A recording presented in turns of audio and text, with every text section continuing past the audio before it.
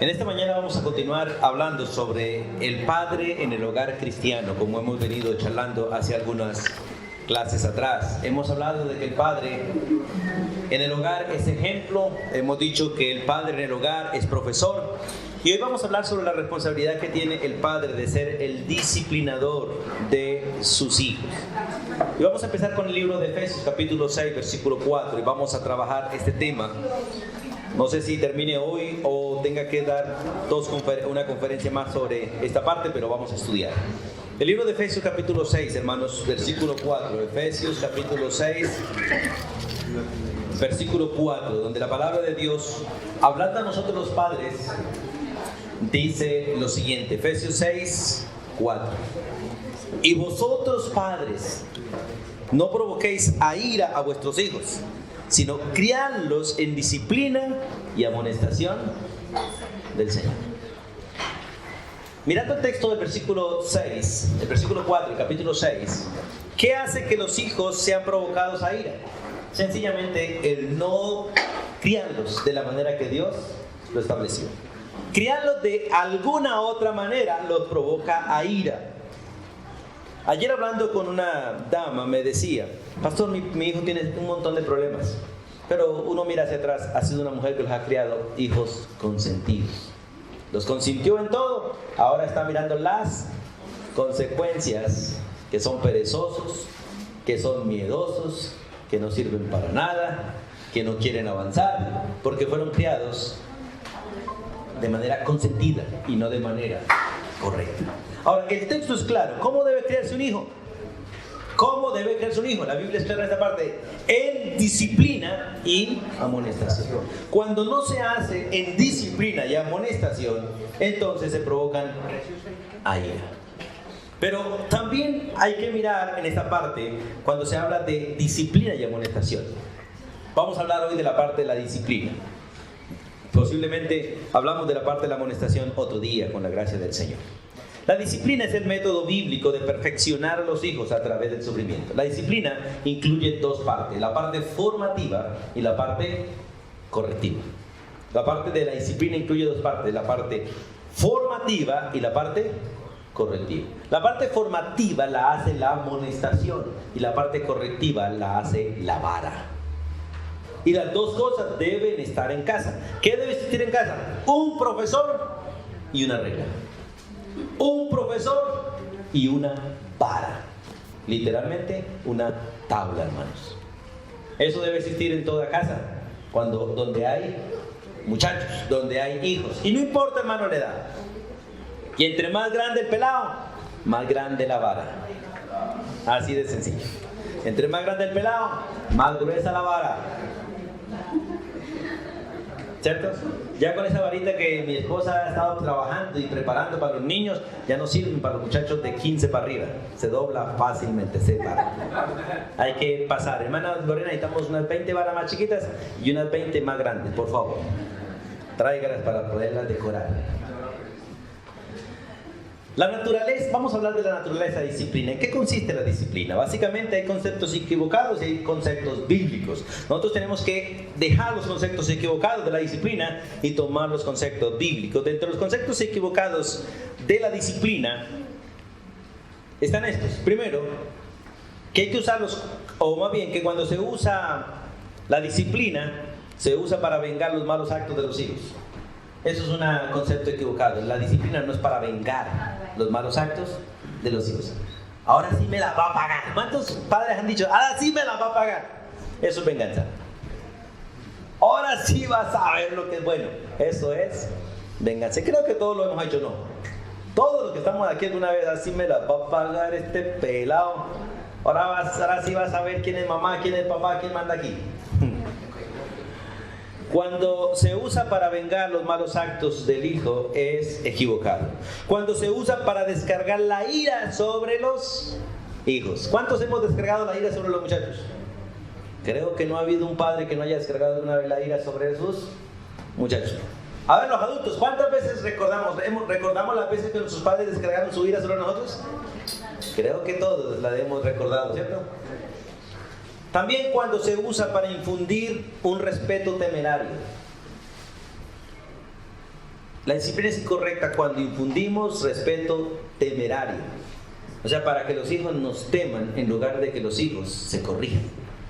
Recuerde que la disciplina no es para formar un carácter de miedo, es para criar al hijo en un carácter de amor, que es distinto. Y también es incorrecto cuando se usa para ostentar una imagen de autoridad. ¿Cuántos hemos dicho aquí el que manda soy yo?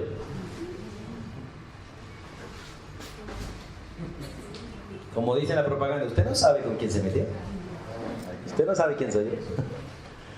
Todos esos conceptos son equivocados, pero vamos a la Biblia entonces a mirar cuáles son los conceptos bíblicos de la disciplina. Y vamos a empezar por Proverbios. Proverbios es rico en este material de la disciplina de los muchachos. Y aquí están llegando algunos de los más pequeños, ¿cierto? Eso está bien. Vamos a Proverbios capítulo 13, por favor. En el libro de Proverbios, que es un libro rico en el material en cuanto a disciplina, en Proverbios 13:24 nos muestra una de las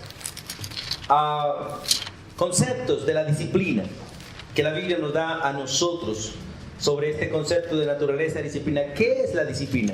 Proverbios 13:24 la Biblia dice: el que detiene el castigo a su hijo aborrece, mas el que lo ama desde temprano lo corrige. Entonces, bíblicamente hablando, ¿qué es la disciplina? ¿Qué es el castigo físico al hijo de manera correcta? Es amor a él, es amor. Dejarlo sin disciplina es aborrecerlo. Dejar que el niño haga lo que quiere es aborrecerlo. Dejar que el niño patalee es aborrecerlo. Dejar que el niño llore y grite, déjelo que grite para que los pulmones se le limpien, se le desarrollen. Eso es aborrecer al pelado. El corazón de un niño es rebelde y grita mostrando su rebelión. Y la vara de la corrección lo aplaca,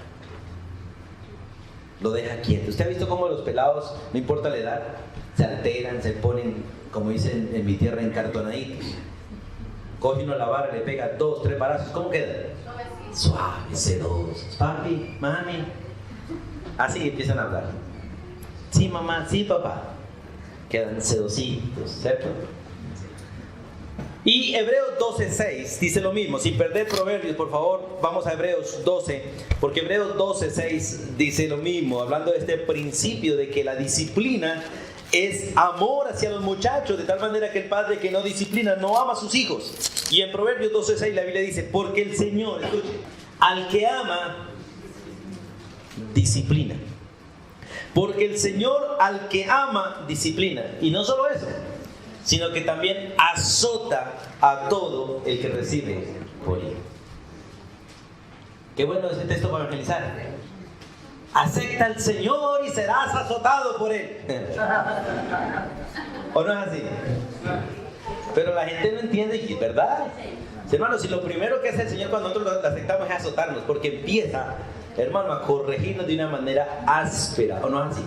A mostrarnos toda la inmundicia por donde hemos estado y a mostrarnos que tenemos que dejar todo eso, y eso no es tan fácil para la carne. Eso es un azote continuo para nosotros. Y muchos dicen que Dios no es un Dios castigador. Así eso dicen.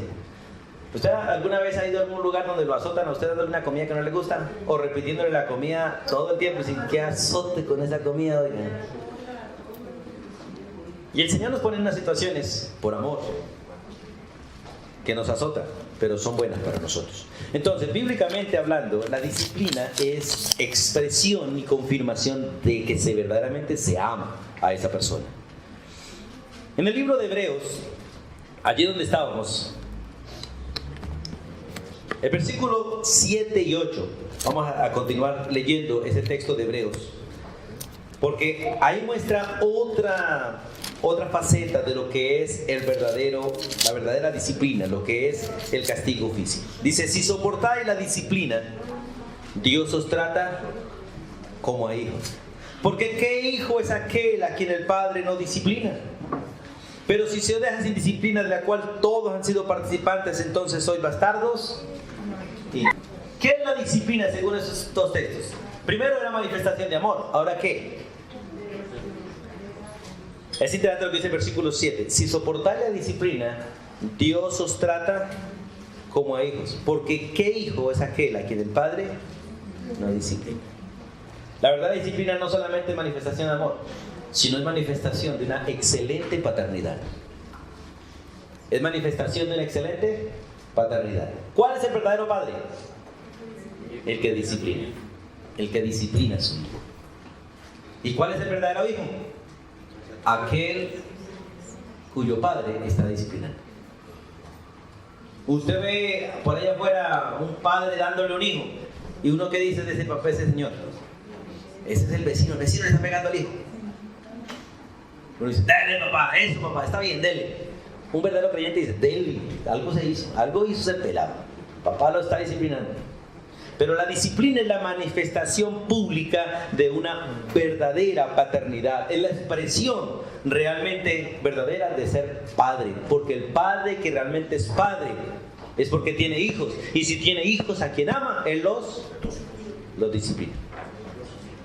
Por eso el versículo 8 dice, pero si su dejan disciplina de la cual todos han sido participantes, entonces sois ¿qué? Bastardos y no hijos. Así que yo le pregunto a los hijos que están aquí, ¿cuántos de ustedes saben que sus padres los aman? ¿Cómo saben que los padres los aman? Según la Biblia, cuando le dan vara por sus malas acciones. Si su padre no le da vara por sus malas acciones, usted no es considerado hijo, usted es considerado un bastardo. Un bastardo es uno que no es querido en casa, uno que no es deseado, uno que es de otro rancho. Y si usted no recibe vara, usted no tiene padres, lamentablemente.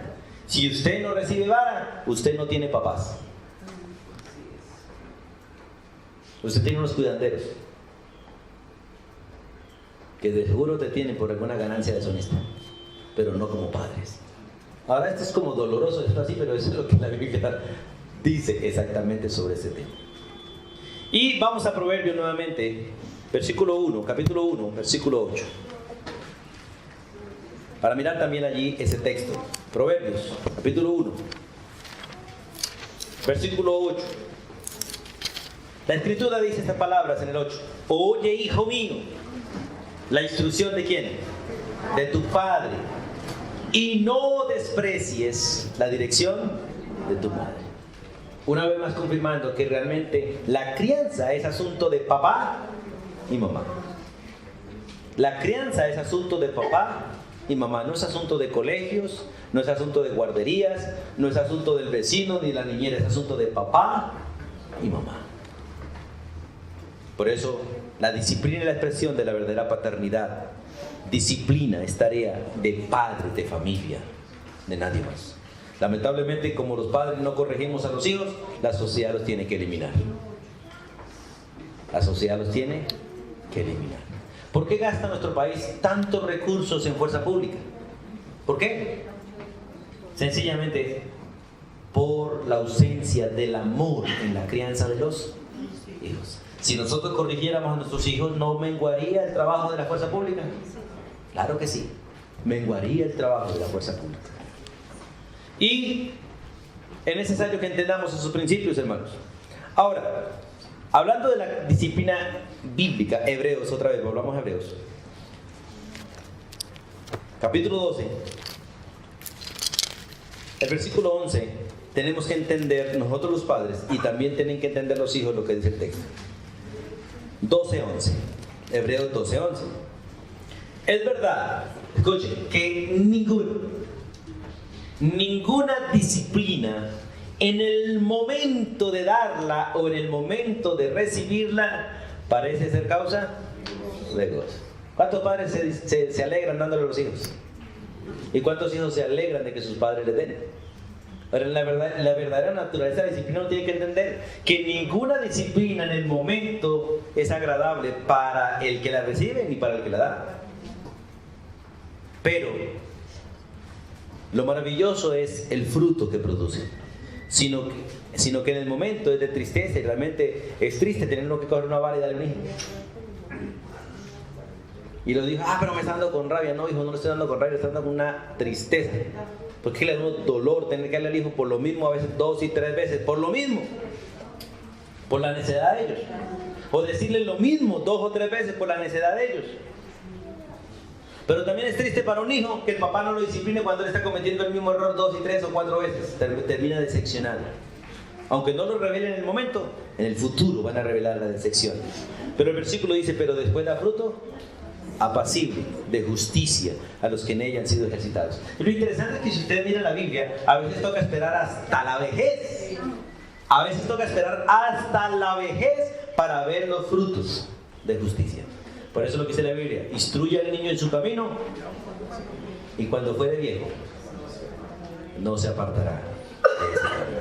Por eso, hablando de los conceptos de la naturaleza de la disciplina, existen los conceptos equivocados de los cuales debemos huir y despojarnos de ellos. Pero existe el concepto bíblico, y desde el concepto bíblico tenemos que entender que la disciplina en el momento no es tan agradable. Ahora, ¿cuál es el propósito de la disciplina? ¿Hacia dónde apunta la disciplina? ¿Cuál es la meta de la disciplina? Vamos a mirar un poquito. Y vamos a estar en estos 2 libros de Hebreos y Proverbios. Hebreos y Proverbios. Vamos a Proverbios otra vez. En el libro de Proverbios, vamos al capítulo 22, un texto que ustedes conocen. Y vamos allí a mirar este texto. Proverbios capítulo 22. Un versículo que ustedes conocen, que es el versículo 15. Porque la meta de la disciplina correctiva, la meta de la disciplina con la vara, una de ellas es esta. Dice el versículo 15, la necedad, escuchen, la necedad está ligada en el corazón del muchacho. Hermano Víctor, ¿ya ha visto necedad en su bebé? Bastante. Está ligada al corazón de los niños. Nacemos todos con la necedad ligada al corazón. Y con una liga tan gruesa que no se rompe. La vara no la rompe. La vara la dilata para que vuelva a estarse en su lugar. Quieta. Pero es una liga que vuelve y estira, vuelve y hay que volverla a recoger. Por eso el texto dice, la necedad está ligada en el corazón del muchacho, mas la vara de la corrección la alejará de él. Alejará la necedad del muchacho, o hará que el muchacho deje de estar bajo la esclavitud de la necedad. Pero la vara no quita la necedad. Escuchen, hermanos, este principio. La vara no quita la necedad. La vara aleja la necedad. Por eso cuando usted le da vara a un hijo y el pelado empieza a ser necio, usted coge la vara. ¿Qué hace el pelado?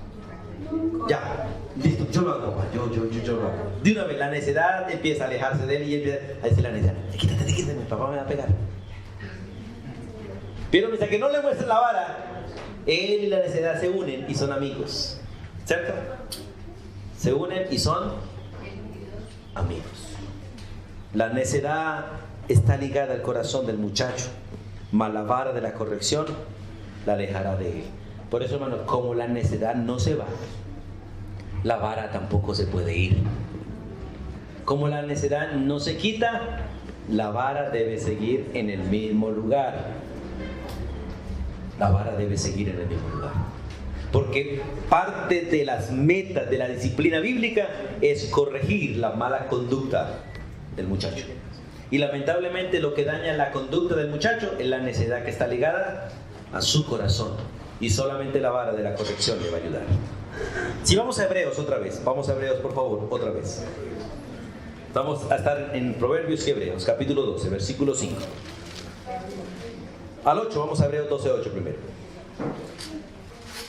Hebreos 12:8 dice: pero si se os deja sin disciplina, o sea, sin la vara, si usted deja al muchacho sin la vara, de la cual, ¿cuántos deben participar de la vara? Todos, hermanos. Pregunta, ¿cuántos de ustedes no le dieron vara? Algunos les hizo falta. Algunos les hizo falta. Y la verdad, hermano, es mejor recibir vara en la niñez que castigo en la vejez. ¿O no es así? Es mejor recibir vara en la niñez que castigo en la vejez. Porque la vara en la niñez es correctiva. La vara en la vejez es juicio. El juicio, hermanos. Pero el versículo 8 dice: pero si se os deja sin disciplina, de la cual todos han sido participantes, entonces sois bastardos y no hijos. Miren, hermanos, para uno no tratar a un hijo como bastardo en la vejez, hay que corregirlo en la niñez. ¿Cuántos padres han tenido, están pensando o quieren echar a sus hijos de la casa? Por falta de vara. Hay que tratarlos como bastardos, como si no fueran hijos, y sacarlos de la casa, fuera.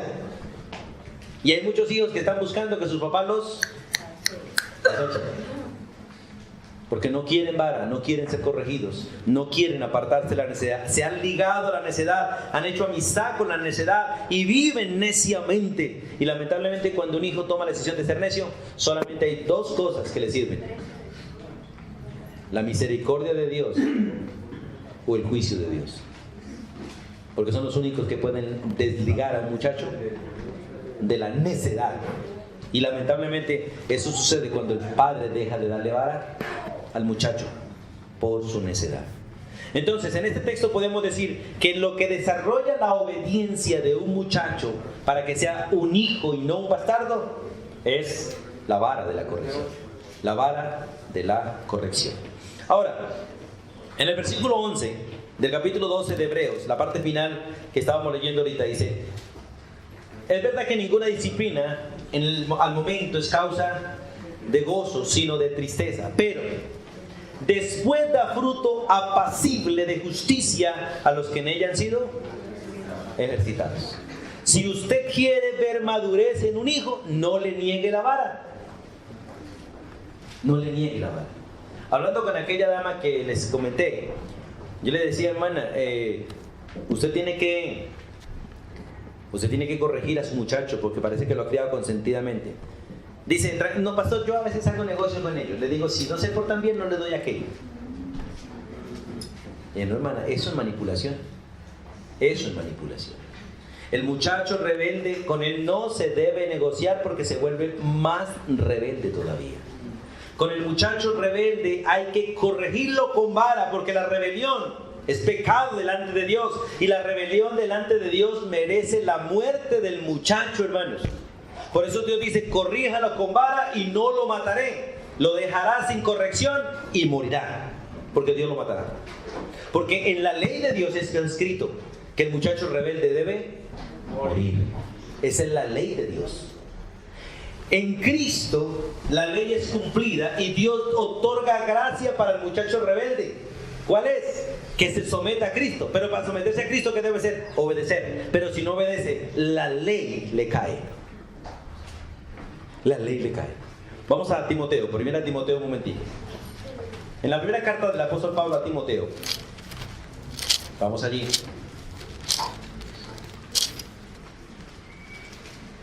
A ver, espérenme un segundito, hermanos, que yo estoy perdido en este texto.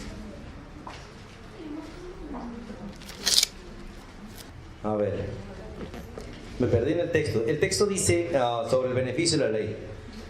¿Para quién es la ley? Creo que es el 1, si no estoy mal. No lo tengo apuntado, pero así. 1.9, hermanos. 1 Timoteo 1.9. Pensé que era 2.9, pero no, es el 1.9. Dice: conociendo esto, que la ley no fue dada ¿para quién?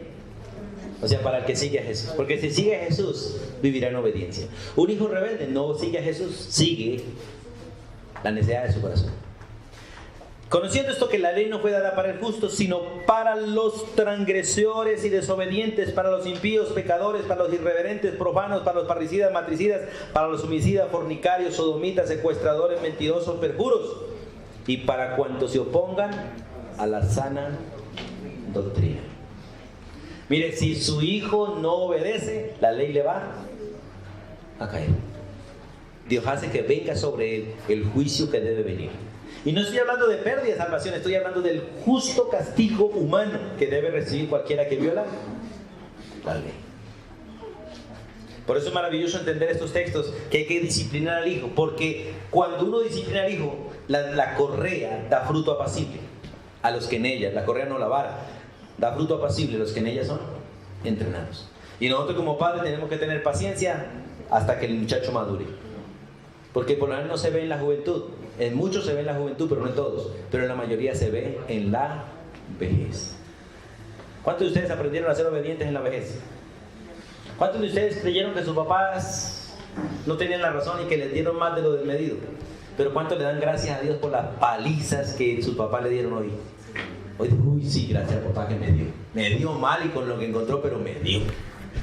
¿Qué fuera de mí si mi papá no me hubiese dado? O si mamá, porque mamá le pega a uno todos los días. Papá le pega de vez en cuando. ¿Cierto? Pero una pela de papá vale por 30 de mamá. Por eso Dios manda que los papás sean los que deban corregir con amor. Entonces, la disciplina, la vara, es parte del proceso de llevar a la madurez al muchacho. Si vamos a Hebreos, hablando de Cristo. Hablando de Cristo, Hebreos 5, vamos a Hebreos 5. ¿Qué fue lo que llevó a Cristo a ser obediente humanamente hablando?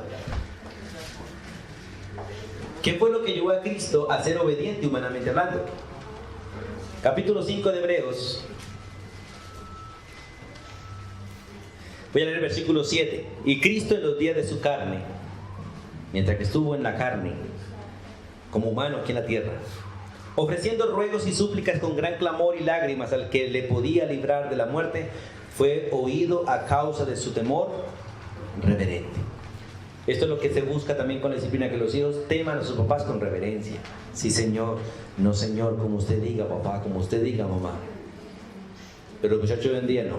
Todos se lo refutan a uno, todos se lo contradicen y por todo le opinan a uno como si uno le estuviera pidiendo opiniones. Uno les da una orden y ellos le dan a uno opiniones.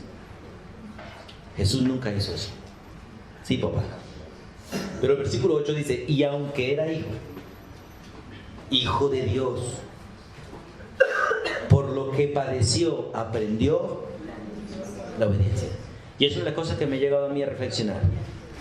Si Cristo, siendo perfecto, tuvo que sufrir para aprender a obedecer, ¿cuánto tenemos que sufrir nosotros para aprender la obediencia verdadera? Si Cristo, siendo perfecto y siendo de naturaleza sin pecado, tuvo que sufrir para aprender la verdadera obediencia, ¿cuánto te toca a ti y a mí sufrir para aprender a obedecer correctamente? Porque la mayoría de nosotros creemos que somos obedientes, según nosotros mismos, pero según Dios, un montón de rebeldes que necesitan vara. Y Dios, vaya que sí sabe darlo. Dios sí sabe darlo. Por eso, hermanos, tenemos que pensar, ¿cierto? ¿Cuántos de los accidentes de la hermana aquí en esta semana fueron accidentes o disciplina? ¿Cierto? Uno no sabe, el Señor tiene control de todo. La pregunta no es lo que me pasó, la pregunta es, ¿cuál es el propósito de todas las cosas que me pasan? Porque Dios quiere enseñarnos algo. Dios quiere enseñarnos algo. Vamos a Proverbios, capítulo 29, por favor. En Proverbios 29 vemos otra meta. La disciplina tiene meta de corregir al muchacho en su conducta, tiene meta de desarrollar la obediencia en el muchacho, tiene la meta de llevar a la madurez, pero también tiene otra meta. Proverbios capítulo 29, versículo 15, la primera parte. 29, 15. Dice, la vara. ¿Y qué más? Y la corrección. Esas dos no pueden estar separadas. La vara y la corrección. ¿Qué hacen el muchacho? ¿Por qué tenemos tantos hijos necios? Porque no les ha sido dado lo que se les debe dar para que sean sabios. ¿Qué se le da a un hijo para que sea sabio? Vara y corrección. Vara y corrección. El texto es muy claro. La vara y la corrección, ¿qué hacen en el muchacho? Versículo 15. Dan sabiduría. Hermanos, si usted quiere sabiduría como adulto, ¿qué debe hacer? Estudiar la Biblia. Y si queremos que nuestros hijos sean sabios como niños, ¿qué hay que hacer? Enseñarle la Biblia. Y si no le obedecen, usar la vara. Así de sencillo. Hijo, ¿no quisiste a las buenas? Tocó a las malas. Así de sencillo. Si no quisiste a las buenas, tocó a las malas. ¿Te acuerdan aquel principio que nuestros abuelos nos enseñaron que la letra con sangre entra? Eso es verdad, hermanos. Eso es verdad. El que no aprende a las buenas, aprende a las malas. Pero que aprende, aprende. Por eso es maravilloso entender estos textos y mirar la gracia de Dios, porque una de las metas de la disciplina es llevar al muchacho a ser sabio y no necio. Pero vamos al capítulo 23 un momentico de Proverbios, porque hay otra meta en la disciplina, y esta es una meta por la cual nosotros deberíamos disciplinar a los hijos por cualquier rebelión.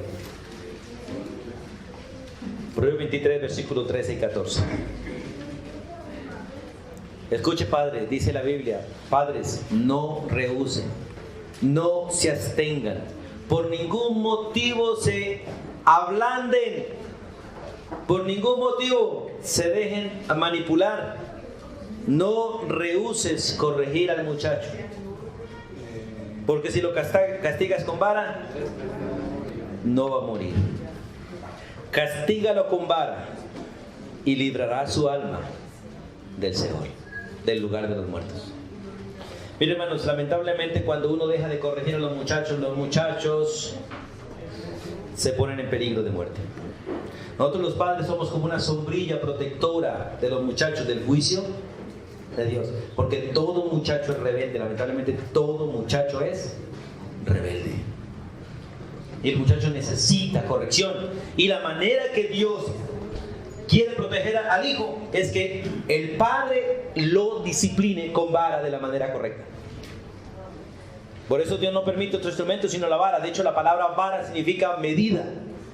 La medida precisa para un muchacho es una vara, no es una sandalia, no es una correa, no es un pellizco, no es un grito, no es un jalón de orejas, no es quitarle el celular, no es apagarle el televisor, no es mandarlo a dormir al cuarto, no es quitarle privilegios, es vara. ¿Sabe por qué? Porque lo que el muchacho necesita para aprender no es que le quiten privilegios, lo que el muchacho necesita para aprender es que le infrinjan dolor.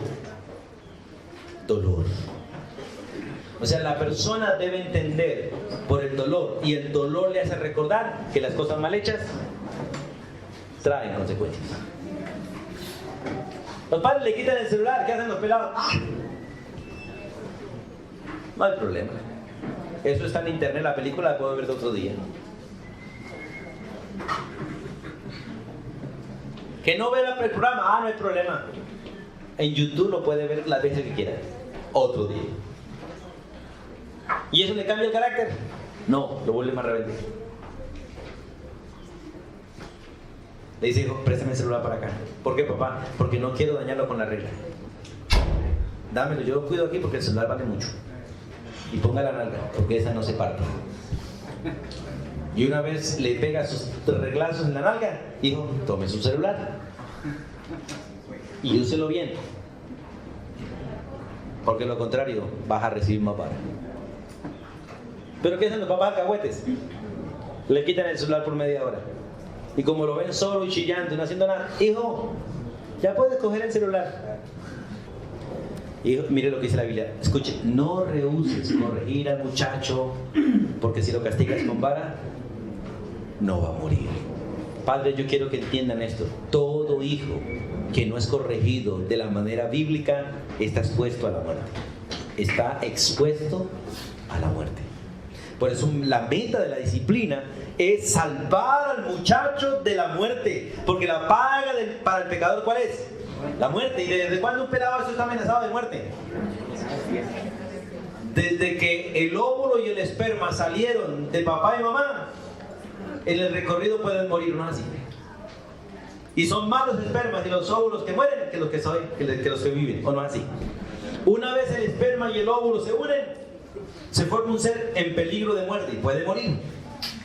Por eso los abortos. Por eso tanto feto muriendo por aborto, por cosas naturales, porque debe morir. Dios nos permite nacer, pero ¿están en peligro de muerte? Sí. Y la vara es un instrumento que ayuda para que el muchacho no muera a temprana edad, sino que llegue a la vejez. Vamos a mirar un texto más.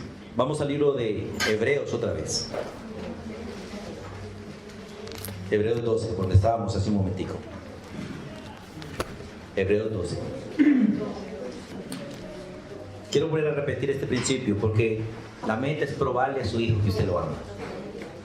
La disciplina tiene como meta La disciplina es expresión de amor, pero es una meta para el hijo, que el hijo entienda que el amor de un padre hacia él no se manifiesta en darle la mejor universidad, no se da en darle lo que él quiere, sino en corregirlo cuando él se equivoca y en no permitir que su necedad controle su corazón. Versículo 6. Voy a leer del versículo 5.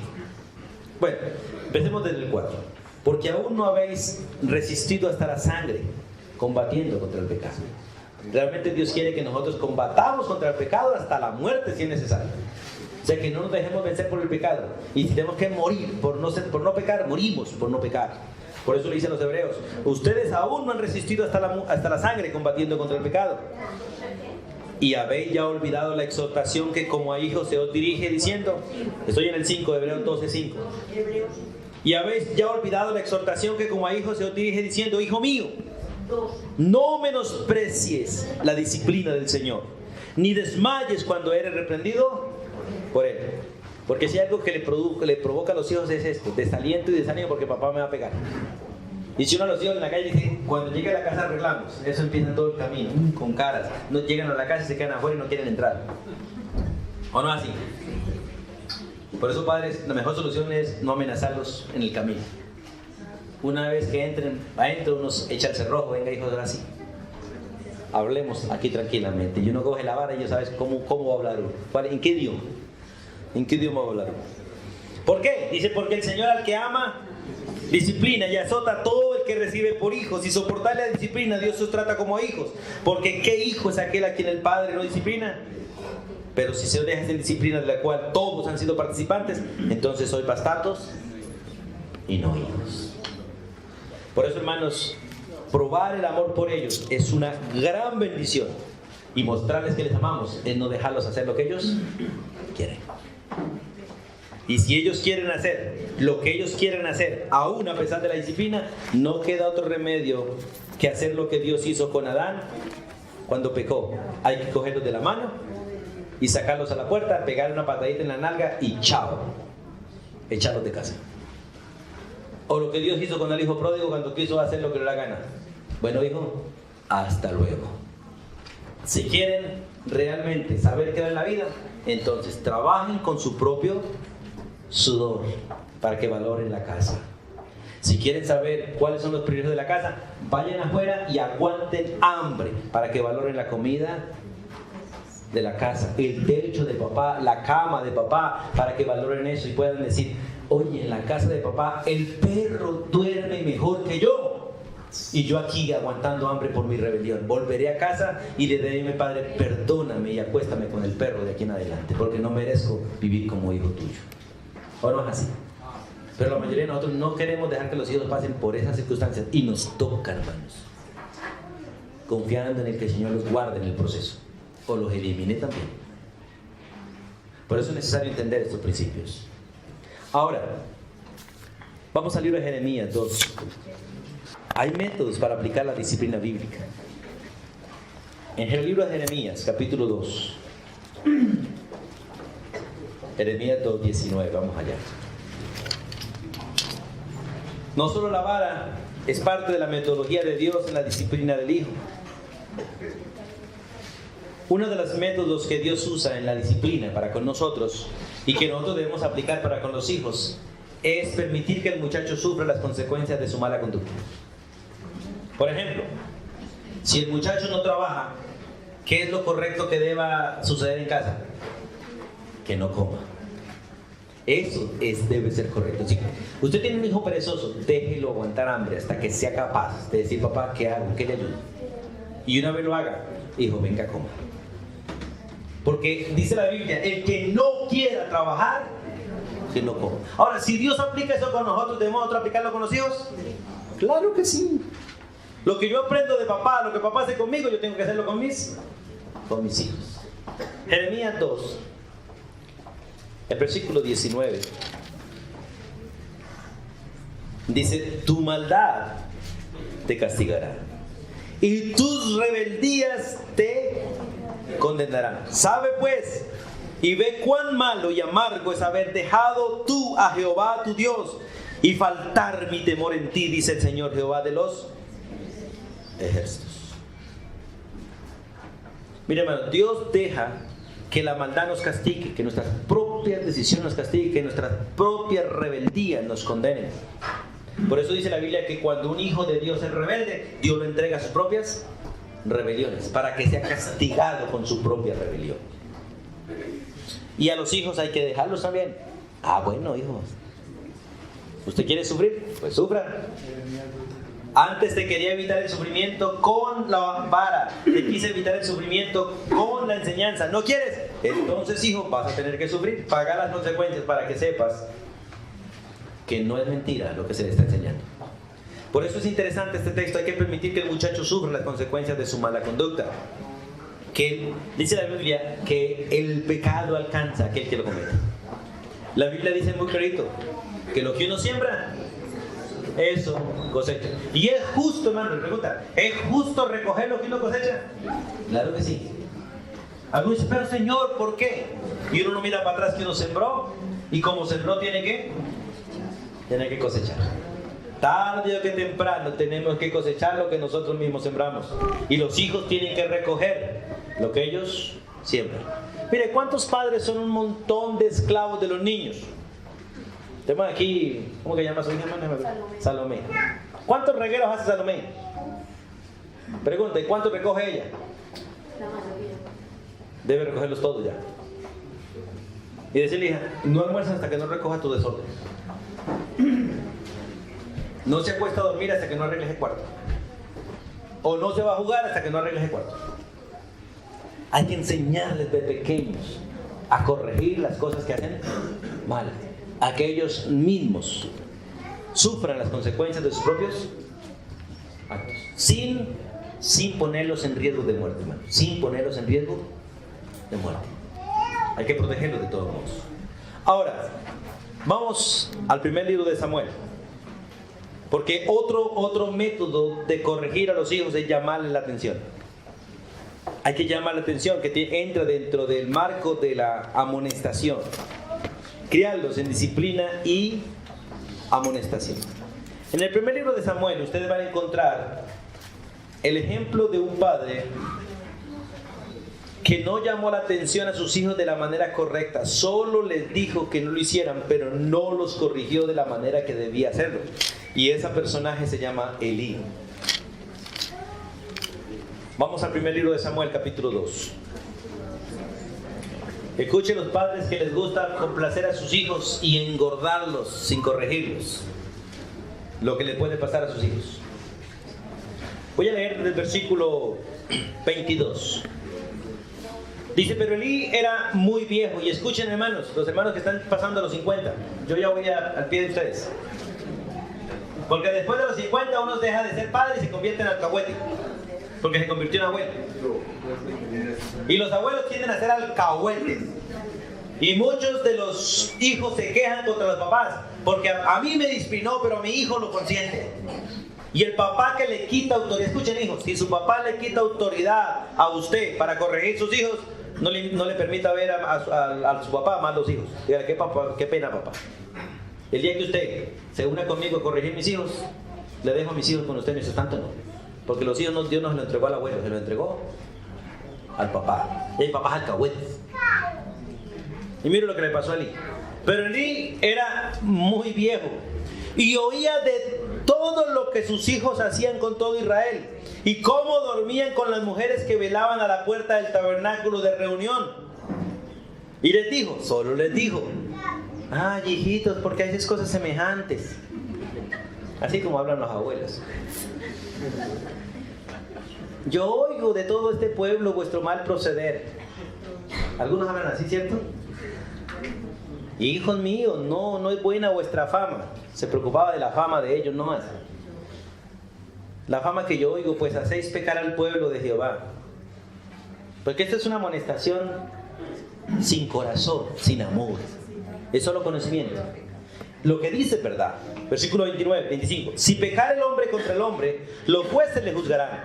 Mas si alguno pecare contra Jehová, ¿quién rogará por él? La pregunta, ¿el hijo rebelde contra quién peca? ¿Contra papá o contra Dios? Contra Dios directamente, dice la Biblia. Porque como pecado de rebelión, de idolatría, la rebelión, dice, ¿quién rogará por él? Pero ellos no oyeron la voz de su padre, porque Jehová ya había resuelto hacerlos morir. ¿Y quién cree que era culpable de la muerte de los pelados? Su papá, porque no los crió como debía ser. Y en el versículo 29, el Señor le dice a Samuel: ¿por qué? ¿Por qué habéis hollado mis sacrificios y mis ofrendas que yo mandé ofrecer en el tabernáculo? ¿Y a quién le está diciendo eso? A Elí. ¿Y quién estaba hollando los sacrificios y las ofrendas? Los hijos. ¿Pero quién era culpable? El papá. Y has honrado a tus hijos más que a mí. ¿Cómo los has honrado? Engordándoos de lo principal de todas las ofrendas de mi pueblo Israel. Por eso, hermanos, hay que entender la palabra de Dios. El versículo 30, la parte final, dice Jesús, el Señor dice: yo honraré a los que me honran, y los que me desprecian serán tenidos en poco. Miren, hermanos, Dios no va a mirar con buenos ojos ni a usted ni a sus hijos cuando sus hijos son rebeldes. Porque cuando los hijos son rebeldes, ¿la culpa de quién es? De los padres. Ahora, hay muchos padres que realmente hay excepciones que corrigen a sus hijos y sus hijos son rebeldes.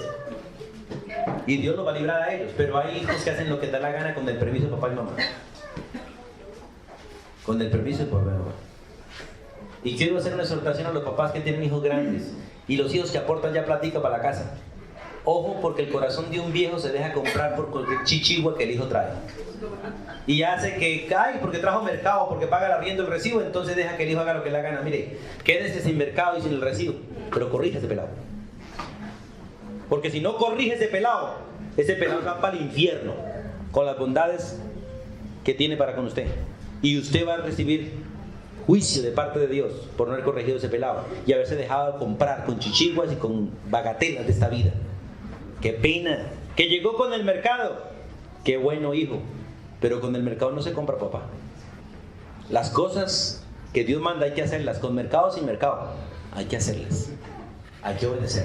Hay que hacer la voluntad del Señor. Y hacer la voluntad del Señor.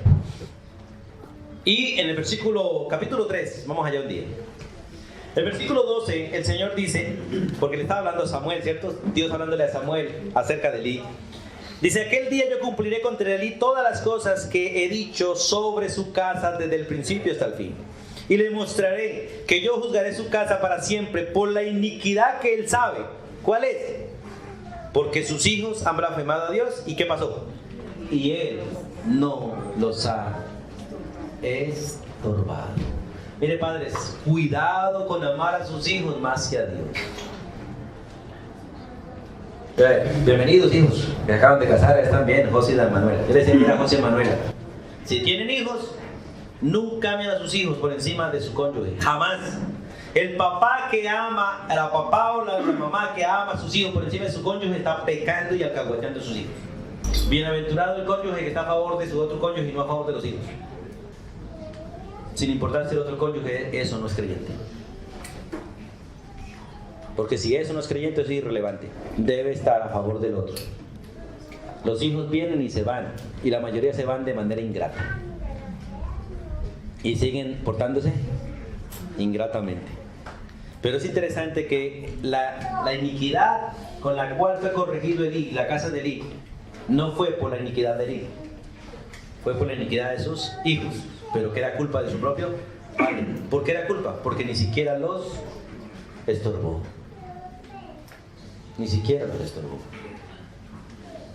Hermanos, hay que disciplinar a los muchachos. Sin importar qué digan los vecinos. Sin importar qué diga el gobierno. Sin importar lo que sea. No los maltraten, sí. Pero hay que disciplinarlos. Y como le he dicho, para eso Dios nos dio las nalgas. Las nalgas son el mejor lugar para corregir un muchacho. Así que, hermanos, la disciplina es protección para el muchacho. Es bendición para el muchacho.